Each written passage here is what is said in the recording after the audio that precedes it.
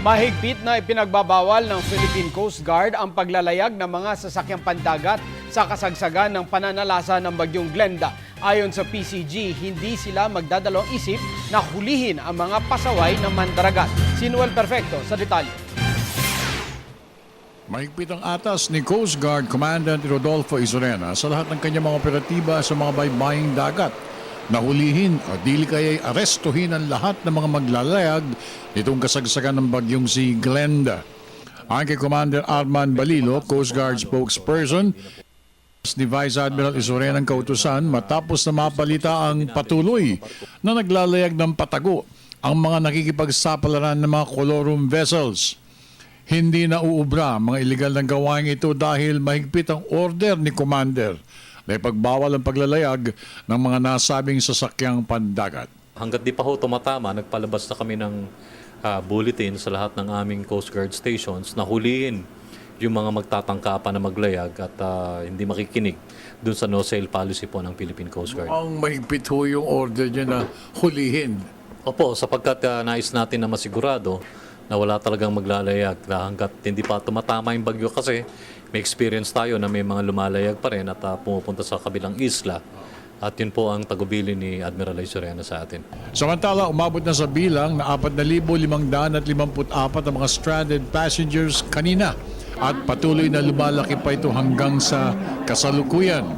Sa Coast Guard District ng Bicol, 1,145 ang naitalang stranded. 357 sa Port of Tabaco Albay, 769 sa Port of Sorsogon, 10 naman sa Port of Kataingan, Masbate. 173 naman stranded rolling cargoes, 9 na stranded vessels at 8 mga motor bangkas. Sa Southern Tagalog District naman, 1,878 ang stranded passengers ang naitala. Kasama na rito ang 1,540 sa Port of Batangas, 29 sa Port of Mamburao, 319 sa Port of Calapan at 10 sa Port of Lucena. Mayroon rin na itala na 141 rolling cargoes, 32 stranded vessels at 3 stranded motor bangkas. Sa Port of Catbalogan naman sa Eastern Visayas, 1,510 stranded passengers na may kasamang 151 stranded rolling cargoes. Magmula kahapon, naka-heightened alert na yung ating mga rescue units. In fact, pinamonitor ng mabuti ni Vice Admiral Izorena mga baybayin dito sa Manila, lalong-lalo na magmula sa Navotas hanggang dito sa breakwaters dito sa May Baseco. Tuloy po ang aming pagmamonitor din sa Bicol at kaisa kami ng PDRMC sa mga preparasyon na ginagawa at kung kailangan may mga evacuation na gawin sa mga coastal towns, the Coast Guard would be there also.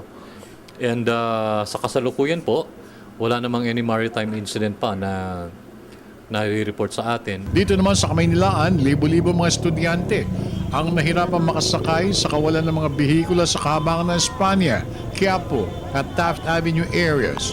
Ito ay matapos na magparamdam na ang bagyong si Glenda sa naturang lugar kasabay ng pagpapauwi ng mga empleyado at estudyante ng mga otoridad.